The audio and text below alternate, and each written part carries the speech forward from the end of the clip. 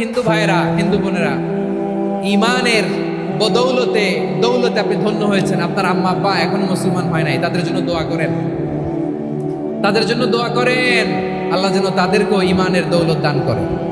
আমরা সবাই পড়ি আমিন। আমরা প্রায় দেখি বাজারের মিষ্টির দোকানগুলো আমার হিন্দু ভাইদের। লালমনির হাটে মিষ্টির দোকান, দইয়ের দোকান কারা চালায়? হিন্দুরা চালায়। তারপরে যে বারবার সব চুল কাটে যে নাপিত, অধিকাংশ নাপিতের দোকানে কারা? আমার হিন্দু ভাইরা। আপনি চুল কাটতে পারবেন কিনা বলেন? পারবেন। তার দোকান থেকে দই মিষ্টি কিনতে পারবেন কিনা? হ্যাঁ, আমার মুসলিম ভাইয়ের দোকান থাকলে ওইটার আমি বেশি প্রায়োরিটি দিব, ঠিক কিনা?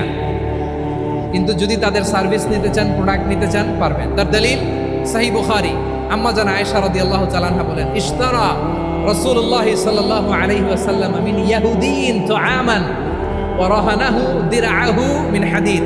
রাসূল সাল্লাল্লাহু আলাইহি ওয়াসাল্লাম এক ইহুদির কাছ থেকে, কার কাছ থেকে? সবাই বলে নাই কার কাছ থেকে? আমার নবী, পেয়ারা নবী এক ইহুদির কাছ থেকে জব কিনেছিল। জব, বার্লি, যেটা দিয়ে রুটি বানায়। ওই জবের দাম দেওয়ার টাকা পয়সা নবীর কাছে ছিল না। ফলে নবী ওনার একটা পোশাককে মর্গেজ রেখেছিলেন, মর্গেজ, বন্ধক, যে এখন এটার দাম দিতে পারবো না, কয়েক কেজি বার্লি নিয়ে যাই আর বন্ধক হিসেবে আমার জামাটা রেখে গেলাম, যেই দিন দাম দিব ওই দিন জামাটা ছুটাই নিয়ে যাব। সুবহানাল্লাহ পড়বেন না? বাকিতে নিছিলেন, বাকিতে। দিরআহু মিন হাদিদ, লোহার তৈরি বর্ম, মানে যুদ্ধের পোশাক, লোহা দিয়ে বানানো। বিষ্ণুনবী বললেন, কয়েক কেজি জব দাও, টাকাটা পরে দিব, এখন টাকা নাই, বন্ধক হিসেবে, মর্গেজ হিসেবে আমার জামা রেখে গেলাম, যখন টাকা দিব জামা ছুটাই নিব। আওয়াজ করে বলতে হবে সুবহানাল্লাহ। এ থেকে বোঝা গেল অমুসলিমদের সাথে ফিনান্সিয়াল ডিলিং করা যায়, অর্থনৈতিক লেনদেন করা যায়, কেনাবেচা করা যায়, প্রোডাক্ট কেনা যায়। এমনকি আমাদের মসজিদে নববীতে বারান্দায় আপনার একটা অটোমেটিক ফ্লাইং আমব্রেলা দেখছেন? সূর্য যখন বাড়ে মসজিদে নববীর বারান্দায় ইয়ার্ডের মধ্যে অটোমেটিক্যালি কিছু আমব্রেলা আছে, সাঁ করে খুলে যায়, আর সূর্যের তাপ লাগে না। আবার সন্ধ্যাবেলায় এই আমব্রেলাগুলো ওরা ক্লোজ করে ফেলে, দেখেন নাই না? দেখছেন? এই মসজিদে নববীকে সর্বোচ্চ উন্নত মানের কনস্ট্রাকশন ইনফ্রাস্ট্রাকচারে ডেভেলপ করার জন্য কর্তৃপক্ষ কিছু অমুসলিম ইঞ্জিনিয়ারের, ডিজাইনারের সহায়তা নিয়েছিল। সুবহানাল্লাহ বলেন। কোন দলিলের ভিত্তিতে? এই দলিলের ভিত্তিতে যে বিষ্ণু ঈসা ইসলাম অমুসলিমদের সাথেও লেনদেন করেছেন। আওয়াজ করে বলতে হবে আল্লাহু আকবার। শুধু তাই নয়, ইন কেস অফ ইমার্জেন্সি, প্রয়োজনে ইসলামের খাতিরে, ইসলামকে সামনের দিকে এগিয়ে নিয়ে যাওয়ার জন্য অমুসলিমদের সাপোর্ট নেওয়া জায়েজ আছে। সুবহানাল্লাহ বলেন। অমুসলিমদের সাপোর্ট নেয়া, তাদের থেকে অর্থ নেয়া, পলিটিক্যাল সাপোর্ট, পলিটিক্যাল অ্যাসাইলাম নেওয়া জায়েজ আছে।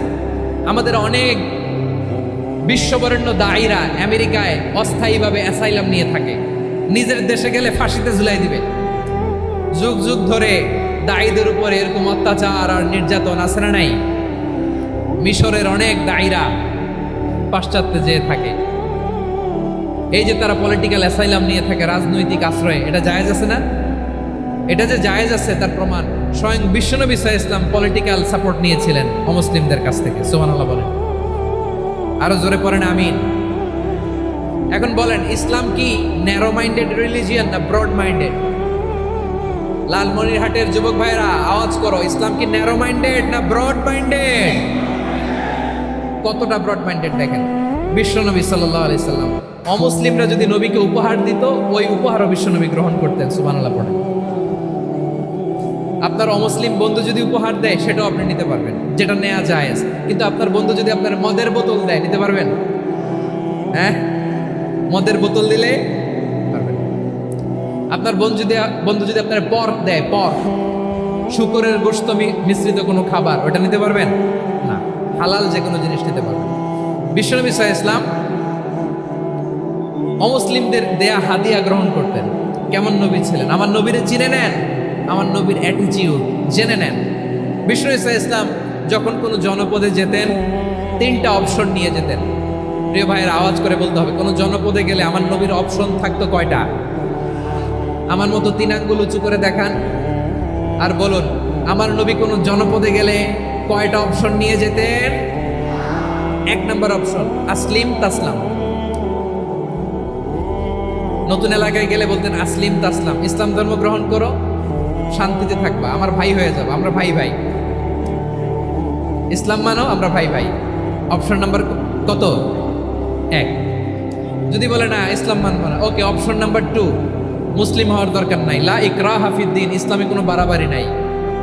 খ্রিস্টান আছো থাকো, বৌদ্ধ আছো থাকো, ইহুদি থাকতে চাও থাকো, কিন্তু আমরা যেহেতু রিজিওনাল সুপার পাওয়ার, আমাদের আন্ডারে থাকো, ট্যাক্স দিয়া থাকো, এটার বলে জিজিয়া। আলেম যারা আছেন বুঝবেন এটার আরবিতে কি বলে, জিজিয়া। You pay us the tax, we will give you the security. তোমরা ট্যাক্স দিবা, আমরা সিকিউরিটি দিব, আমাদের আওতায় থাকবা, কেউ তোমাদেরকে আক্রমণ করতে পারবে না, আমরা নিরাপত্তা দিব। সুবহানাল্লাহ বলেন। এটা অপশন নাম্বার কত? আচ্ছা, বুঝে থাকলে বলেন 1 নম্বর অপশন কি ছিল? ইসলাম। ইসলাম মানো, শান্তিতে থাকবা, ভাই ভাই, আমরা ভাই ভাই। অপশন নাম্বার 2, ট্যাক্স দাও, আমরা নিরাপত্তা দিব, মুসলিম হওয়া লাগবে না। এখন 1 নম্বরও মানে না, 2 নম্বরও মানে না, মুসলিম হবো না, ভালো, খ্রিস্টান থাকো, ট্যাক্স দাও, আমরা সিকিউরিটি দিব না, এইটাও মানি না। বিষ্ণু বলেন তাহলে তলোয়ার আমাদের আর তোমাদের মাঝে ফায়সালা করবে। মুসলিমও হবো না, ট্যাক্স দিবা, নিরাপত্তা দিব, আমরা সুপার পাওয়ার, আমাদের আন্ডারে থাকবে, এটাও না। তাহলে তোমাদেরকে তো আমরা বিশ্বাস করতে পারি না, কখন না কখন বিশ্বাসঘাতকতা করো, কার সাথে মিলে হাত মিলাও, তলোয়ার আমাদের মাঝে ফায়সালা করবে। তখন তিনি জেহাদের সশস্ত্র সংগ্রামের ঘোষণা দিতেন। সুবহানাল্লাহ পড়েন।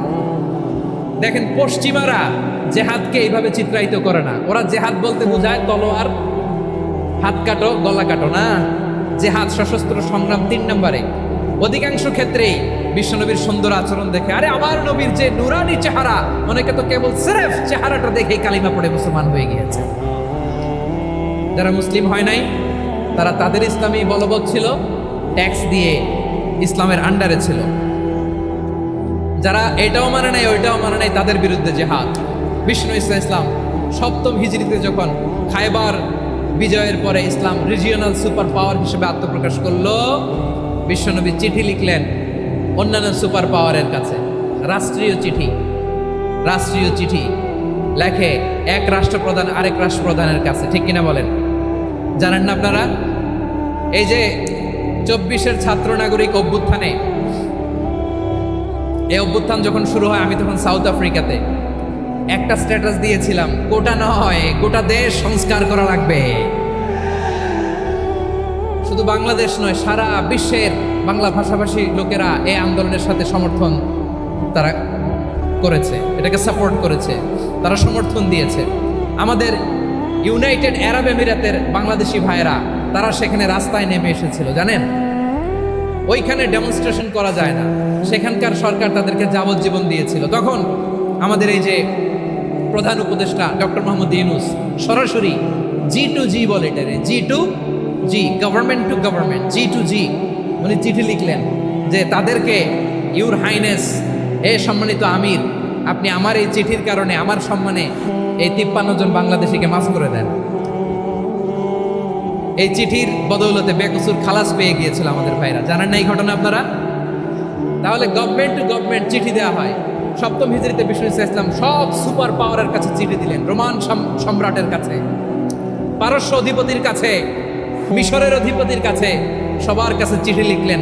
চিঠির ভাষা ছিল এরকম, মিন মুহাম্মাদিন রাসূলিল্লাহ ইলা মুকাওকিস আযীমিল কিবত, মুহাম্মদ রাসূলুল্লাহর পক্ষ থেকে মিশরের বাদশার কাছে, আসলিম তাসলাম, ইসলাম মানো, শান্তিতে থাকবা, সালামুন আলা মান ইত্তাবাআল হুদা, শান্তি তার জন্য যে হেদায়েতের অনুসরণ করে। সুবহানাল্লাহ পড়েন। এই চিঠি অনেকে ভালোভাবে রিসিভ করেছে, অনেকে এই চিঠি পাওয়ার পরে নবীর কাছে আবার ইন রিটার্ন উপহার পাঠিয়েছে। কি পাঠিয়েছে? উপহার। মিশরের বাদশাহ মুকাওকিস তিনি বিশ্বনবীকে বিশাল এক উপহারের ডালি পাঠিয়েছেন। মিশরের বাদশাহ মুকাওকিস ছিলেন ধর্মে খ্রিস্টান। লালমনিরহাটের ভাইয়েরা আওয়াজ করে বলেন, মিশরের বাদশাহ ধর্মে কি ছিল? খ্রিস্টান। কি উপহার দিয়েছিল আমার নবীকে? শুনতে মনে চায়? আওয়াজ নাই লালমনিরহাটের গলায়, শুনতে মনে যায়? 1000 স্বর্ণ মুদ্রা। 1000 স্বর্ণ। 2টা খ্রিস্টান দাসী, একজনের নাম মারিয়া বিনতে শামউন আল কিবতিয়া, আর একজনের নাম সিরিন বিনতে শামউন আল কিবতিয়া। একজন খ্রিস্টান দাস 20 থান কাপড় জামা বানানোর জন্য, আমরা নবী যেন যা সেলাই করে জামা বানাতে পারে এজন্য 20 থান কাপড়, 20 থান ফাইন গার্মেন্ট, সুবহানাল্লাহ পড়বেন না? এরপরে একটা গাধা যেটার নাম ছিল রুফাইর, আর একটা খচ্চর এটার নাম ছিল দুলদুল। খচ্চর চিনেন? গাধা আর ঘোড়ার ক্রসিং এ যে প্রাণীটা দুনিয়াতে আসে ওটাকে খচ্চর বলে। তো এই যে সুপার পাওয়ার, খ্রিস্টান বাদশার কাছে নবী চিঠি লিখলেন, ওই খ্রিস্টান বাদশা আমার নবীকে উপহার দিল, বিশ্বনবী এই উপহারগুলো সানন্দে গ্রহণ করেছেন। সুবহানাল্লাহ পড়বেন না? তাহলে অমুসলিম কেউ যদি আপনাকে উপহার দেয়, হালাল উপহার হলে আপনি গ্রহণ করতে পারবেন। অনুরূপভাবে পারস্যের বাদশাহ, রোম সম্রাট বিশ্বনবীকে উপহার পাঠিয়েছেন, আমার নবী সবগুলো উপহার গিফট গ্রহণ করেছেন। সুবহানাল্লাহ বলেন। তাহলে প্রিয় লালমনিরহাট, আওয়াজ করে বলুন, ইসলাম কি ন্যারো মাইন্ডেড রিলিজিয়ন না ব্রড মাইন্ডেড? আম্মাজান আয়েশার কাছে মাসালা জানতে চায় মেয়েরা, হে আম্মাজান, অগ্নি উপাসকেরা তাদের ঈদের দিন নওরোজের সময় আমাদেরকে পাখি দেয়, নেওয়া যাবে? উনি বললেন, ওরা জবাই করে দিলে নেওয়া যাবে না, কিন্তু ওরা যদি ফল মূল এরকম খাবার দেয় এগুলো নেওয়া যাবে। তার মানে অমুসলিমদের দেয়া উপহার এটা গ্রহণ করা যায়। সুবহানাল্লাহ বলেন। শুধু তাই নয়, বিষ্ণু ঈসা ইসলাম অমুসলিমদের সাথে আর্থিক লেনদেনও করেছেন, ফিনান্সিয়াল ডিলিং করেছেন। অমুসলিমদের সাথে প্রয়োজনে আপনি ফিনান্সিয়াল ডিলিং করতে পারবেন। আপনি যদি হিন্দুদের সাথে বৌদ্ধদের সাথে নাই মিশেন, নাস্তিকের কাছে নাই যান, তো ইসলামের সৌন্দর্যটা ওরা বুঝবে কেমনে? আমার অনেক হিন্দু পরিচিত ভাই আছে, ওরা আমাদের ইফতারির প্রোগ্রামে এসে একসাথে ইফতারি করে। অনেক মদখোর আমার সাথে বসে একসাথে ডিনার করে, হাফ প্যান্ট পরা, গলায় স্বর্ণের চেইন, হাতে স্বর্ণের ব্রেসলেট, আইসা আমার সাথে ডিনার করছে, আছে এরকম। গাঁজাখোর, আমি বলে আসো, welcome welcome to my dinner, আসো বসো। বসলেই তো আমি ওর ডিএনএ, চিন্তার ডিএনএ চেঞ্জ করে দেওয়ার সুযোগ পাবো। চিল্লায় বলো ঠিক কি না? আসতে হবে আমার কাছে। Our door is open, the door of Islam is open 24/7। সব সময় আমাদের ইসলামের দরজা আমার অমুসলিম ভাইদের জন্য খোলা আছে না নাই? এই হাদিস থেকে 2টা শিক্ষা। 1 নম্বর শিক্ষা, প্রতিবেশী মুসলিম হোক অমুসলিম হোক, যান, অসুস্থ হইলে একটু আপেল নিয়ে যান, আঙ্গুর নিয়ে যান, কমলা নিয়ে যান, তাদের সাথে ভালো আচরণ করেন। ইসলামের বিউটি দেখে, সৌন্দর্য দেখে অবাক হবে, নসিব ভালো হলে কোনোদিন কালিমা পড়ে মুসলমান হয়ে যাবে। ঠিক কিনা বলেন? তাহলে অমুসলিমের সাথে ভালো সম্পর্ক। বিশ্বনবী ইহুদির বাড়িতে গেলেন, ইহুদির বাড়ি, আর আমার মুসলমান ভাই আমার কাফের বলে, এরকম আছে না নাই? মুসলিম মুসলিমরা দেখতে পারে না, সহ্য করতে পারে। বিশ্বনবী সাল্লাল্লাহু আলাইহি ওয়াসাল্লাম ইহুদির বাড়িতে গেলেন, এটা একটা শিক্ষা। আরেকটা শিক্ষা হলো, ভাইরা ধাক্কা মেরে এসে সামনে এসে কি লাভ? প্রোগ্রাম তো শেষ হচ্ছে, এখনই শেষ হচ্ছে। তো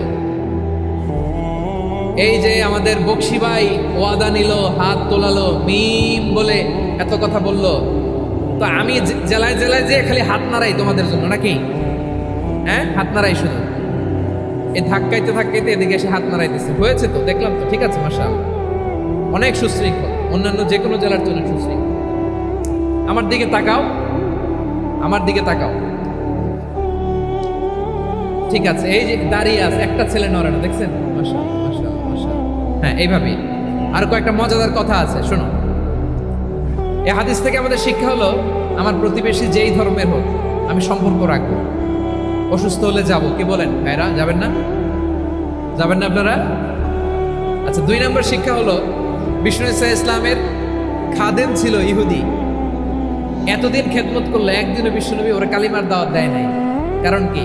বিশ্বনবী একটা ভালো সময়ের অপেক্ষা করতেছিলেন, প্রপার টাইমিং।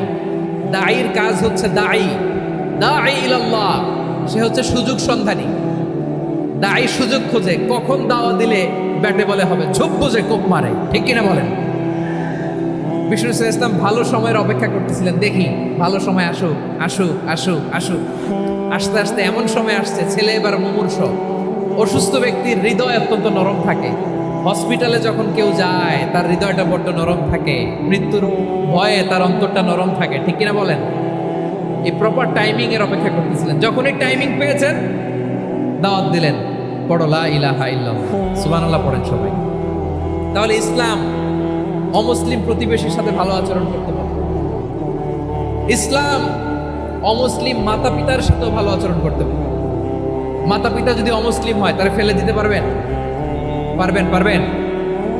আমার লালমনিরহাটের ভাইয়েরা, অনেক হিন্দু ছেলে আমাদের হাতে শাহাদা পড়ে মুসলিম হয়, কিন্তু ওর মা মুসলমান হয় নাই, বাবাও হয় নাই, এরকম আছে না নাই? তো ও হয়েছে মুসলিম, মা বাপ হিন্দু, এখন মা বাপ কি বাদ? হ্যাঁ, মা বাপ বাদ দেয়া যাবে? যেই মা আপনার 9 মাস 8 মাস পেটে ধারণ করলো, আপনার মায়ের নার ছেঁড়া ধন, আপনি ওই মারে বাদ দিতে পারবেন? যে মায়ের বুকের তাজা দুধ খেয়ে আপনি আজকে বাড়ন্ত তাজা তরতাজা, ওই মারে বাদ দেওয়া যাবে?